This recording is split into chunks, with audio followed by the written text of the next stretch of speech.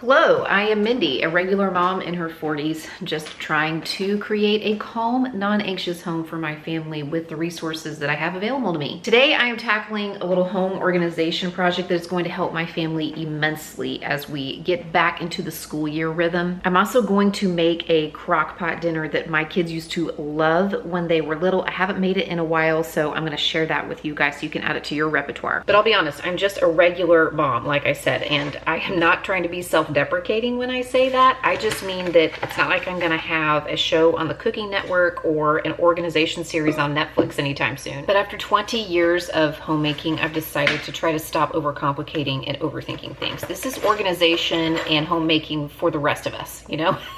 A Festivus for the rest of us. My husband is out of the house for meetings today. The kids are off at school. I am brewing my second cup of coffee right now, and then we are going to tackle the laundry slash mudroom, which is a bit of a mess. So in addition to your basic laundry and household and cleaning supplies, it's a place where we tend to store sports things, swimsuits and towels, bags, lunch bags, water jugs, etc. Honestly, it's just a huge clutter hot spot. It's a bit of a dumping ground for various and sundry items, and I need to get it organized because the kids are starting to dump their school stuff in the hallway. So I'm gonna start by just tidying up a little bit in there and also removing as much as I can from that room so I can see exactly what I have and then think about what I wanna put in there and how I wanna store and organize it. I think in general, I'm a pretty good problem solver and a pretty creative problem solver, but sometimes that holds me back with homekeeping and with organization projects because I will get caught up in trying to figure out the best or most efficient way to do tasks instead of just jumping in and beginning. And while having a plan is a really good thing, sometimes if I get too caught up in trying to make the perfect plan to tackle a task in the best, most efficient way, I'll end up delaying or procrastinating and sometimes even never starting to begin with. This is the basket where random items get thrown if they are like in the wrong load of laundry, or maybe they come through in a load of towels or socks that don't come through with the mate. Essentially, this is like the island of misfit toys, but for the laundry room. And what I do with this once it gets full is I take it and dump it on the living room floor, because I know if it's on the living room floor, we are all gonna go through it, pick out the things that are ours, put them away in our drawers or around the house where they go. And if there's something that needs to be thrown away or given away, it's going in the trash or in the giveaway box. Our kids are turning 12, 13, and 16 this fall, so we are basically out of the little kid years and into the teenage years. This school year, I have a goal to try to go through most of my home and just refresh it and reorganize it and get it ready for the season we are entering with older children. But if I think about that goal as a whole, it can be very overwhelming, so I know that I'm just going to have to do it one small step at a time, one room at a time, one small project at a time. And I chose to tackle this project first because number one, I figured it was a project that I could complete in a single day. And by day, I mean about 4 hours after I get all the kids to school and the house is empty and before I have to leave to start picking them up again. And also, I thought this would be a good project to springboard into other projects, because as we start a new school year and we're getting back into a routine, having this space organized and having a place for these school things and the sports things that my kids bring in and out of the house is just going to help me be able to tackle the other projects and not have to constantly be moving that clutter around. This side really just needs like a declutter and reorganization. I'm not going to take everything out. This is like a random somebody's vocab cards and some pens. I guarantee you this probably came out of somebody's backpack that they were fishing through in this room and they just set this stuff here and forgot about it. Haha, among these items, a basketball bracelet. I only have one child who plays basketball, so I think I knew who the culprit was. This is a really cute pair of embroidered Converse. I'm guessing they're here because one of them doesn't have a shoelace. Seems like an easy problem to solve, but they're probably thought, if I set them here, mom will see these and solve this problem for me. But my mom brain, yeah, I'm not gonna see these and think, oh, stop what I'm doing and go get a shoelace, you know? So I'm going through this big basket of towels. These are just rags that I use for cleaning, but sometimes other things get mixed in here that don't belong, or I just need to throw some away. And I found this.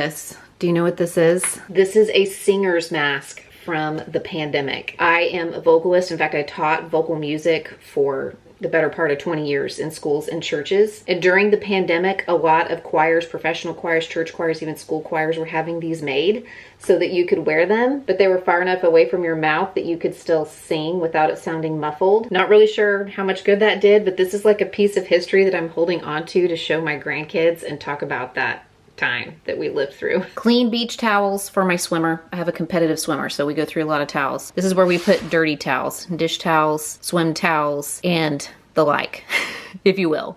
Okay, I think that looks a whole lot better. In fact, I found a completely empty bin. There was a blue bin sitting here that was totally empty. So I just set it aside for now. I might use it later. By the way, I just spent like 10 minutes, 20 minutes searching for my camera. Because after I filmed the clip, I left it in a cabinet and then I couldn't find it. You could probably get this project done in half the time it's taking me, especially if you're not filming it. I want to pause for just a minute to thank today's sponsor, Upside. Upside has been a longtime supporter and sponsor of my channel, but I've actually been using the app for years, even when I'm not filming for them, because I can get cash back on purchases that I'm already making, like gas for the mom van. But it's not just gas. In fact, there are over 100,000 gas stations, grocery stores, and restaurants in the Upside app where I can earn cash back. Using the app is super easy. When I'm ready, I just open it up and I see all of the offers in my area. I make a selection, I go to that place and make a purchase, and then I just follow the directions in the app for getting my cash back. And it usually lands in my account within a couple of days. And it is cash back. I can trade it in for gift cards, or I can cash it out to my bank account or to PayPal. I actually claimed an Upside offer earlier today when I was filling up the mom van with gas, and I noticed at the time that there was an offer for cash back at Little Caesars. So I'm actually here picking up an order, which is perfect because it's a holiday weekend. We are hanging out watching football, and I'm gonna get cash back on my Little Caesars order, which is great because I'm a sucker for crazy bread. Top Upside earners are making as much as $300 a month. To find out how much you could earn, click the link in the description to download Upside and use code Mindy to get an extra 25 cents back for every gallon on your first tank of gas. Or you can just scan the QR code right here. And thank you again to Upside for being a longtime sponsor of my channel and sponsoring today's video. Let's get back to it. Okay, so this is everything that I took out of that closet on one side of the laundry room, plus a few of the things on the counter. It's crazy how much this looks like once you get it out of that space. It looks like so much clutter. But it is close to 11:30 right now, and I wanna get something going in the slow cooker for dinner tonight, so I'll show you what I'm making for now. Just ignore this mess in the background. Move along. Move along. This is a recipe that I made back when the kids were little. I used to make it all the time because they loved it. In fact, I would make it a lot when we were hosting families with young kids, and they would always ask me for the recipe. You can see this goes back to my Weight Watcher days if you were with me back in the very beginning, because I was calculating like the smart points per serving. Over the years though, I've made a lot of changes to it to adjust for just our preferences, the things that we like, the different kinds of ingredients that I want to use. So let me show you how I make it now, and I'll also leave the original linked in the description box if I can track it down. Now this recipe calls for a can of cream of chicken soup, and I try not to use the canned stuff. Every time I use it, my stomach hurts, so I just make it myself. This is my easy recipe. In this pot, I have 3/4 of a cup of milk, 3/4 of a cup of water, plus 1 teaspoon of chicken bouillon, and then 3 tablespoons of cornstarch. Before I turn the heat on, I'm gonna whisk this all together to make sure that the cornstarch is incorporated. You don't wanna turn the heat on yet. Okay, now that that is all incorporated, I am going to go ahead and turn the heat on medium-low. I just want this to come to a low simmer, and as soon as it starts to simmer, I'm gonna take my whisk and keep whisking it because it will thicken up very quickly. In my slow cooker, I have 2 chicken breasts. These are pretty large chicken breasts, so probably about 1.5 pounds, 1.25 pounds of chicken breast. I have 2 medium carrots chopped up, peeled and chopped. It also calls for celery, and fortunately, I don't have any because I ordered it in my grocery order and they said they were out, apparently, of all celery because they didn't even substitute for like another kind of celery. That's okay, we're just gonna do without it. Now I'm gonna add just a packet of ranch seasoning, my homemade cream of chicken, or your can of cream of chicken if you're using canned. And then I need to add 6 cups of chicken broth, but I'm just going to add a couple of teaspoons of this chicken broth base, chicken broth bouillon, chicken bouillon, whatever you want to call it. And then 6 cups of water. You can use less bouillon, and I actually use less than the amount of water I'm using would call for, because I don't need very much more salt. There's already a little bit in the homemade cream of chicken. There's salt in the ranch seasoning, and then a couple more teaspoons of this as opposed to 6 teaspoons, 1 teaspoon per cup of water I'm adding. But just using 2 instead of 6, I'm controlling the amount of salt that goes in here. I don't need that much salt. Lid on.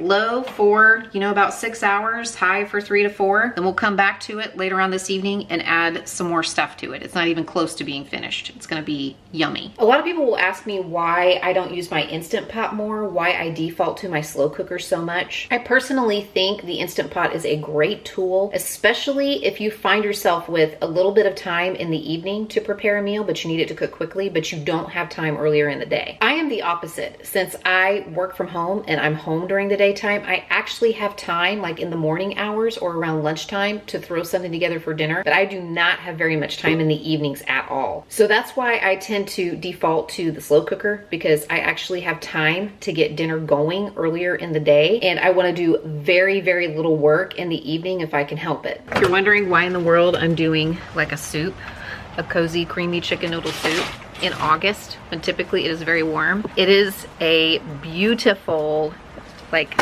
70 degrees outside right now. We are getting, in this part of the country, what we call false fall.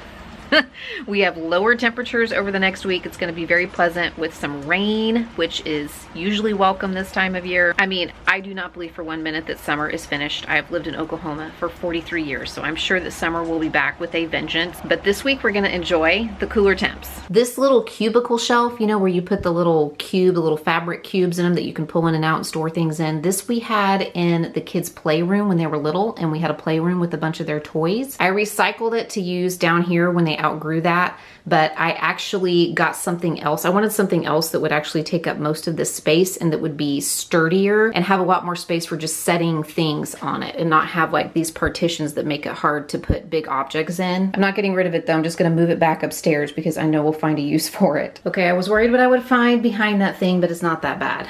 We're gonna get everything swept up and cleaned up, and then we'll be ready to start kind of reorganizing this. Back here we have the cover to the light that's actually here in the laundry room. We just never put it back on. And my ironing board, and every time I think I am ready to get rid of this because I don't use it, I pull it out and I use it for something. Does it happen to you guys? You're like, okay, I'm gonna get rid of this item, I never use it. And then you use it and you're like, ugh, okay, I'll hang on to this. And then it goes unused for months and months until the cycle repeats itself. And then this is just a stick.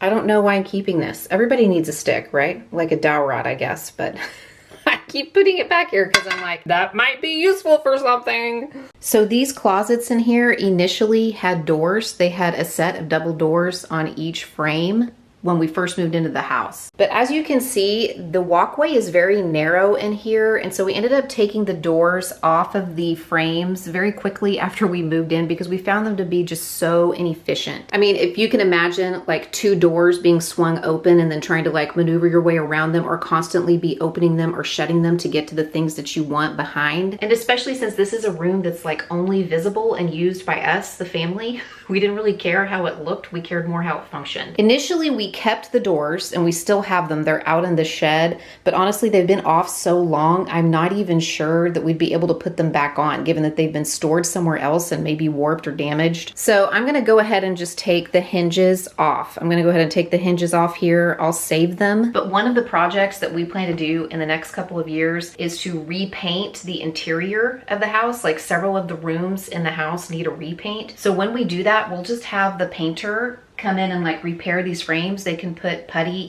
they can fill the holes where the hinges were and then repaint and kind of repair them, because I just don't see us ever putting these doors back on. And if somebody who is purchasing the house wants to put doors on, they can, but I can't imagine like a family ever wanting to do that because I just think that they're not very functional. And honestly, it's our house right now, so we're gonna do what works for us. I can't constantly be thinking about what's gonna help the house resell. We may never leave this house. I mean, we are locked in at like 3% our mortgage, so we may never leave this house. The cabinets and door frames desperately need a cleaning, so we will go ahead and take care of that now too before we start moving stuff back in and organizing. This is the only thing that I purchased new for this little project. I picked this up at Walmart. It's like a heavy duty shelf.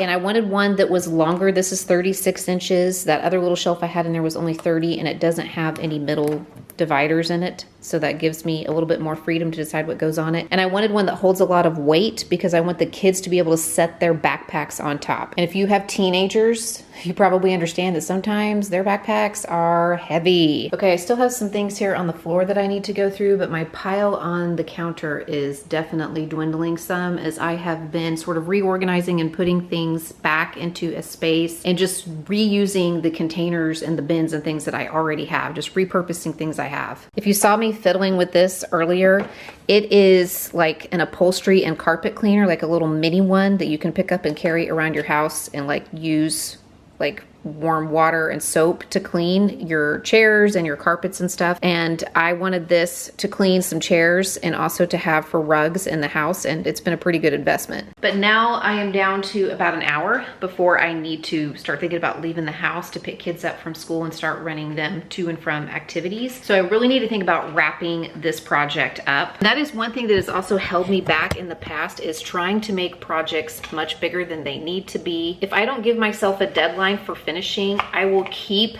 working on it. Like I will keep trying to tweak it and make it better or closer to perfection. I do this also with editing my videos on YouTube. If I don't just hit a full stop and go ahead and post the video, I will keep tweaking it, adding B-roll footage, taking things out, adding things in. I would probably never publish it if I didn't give myself a deadline.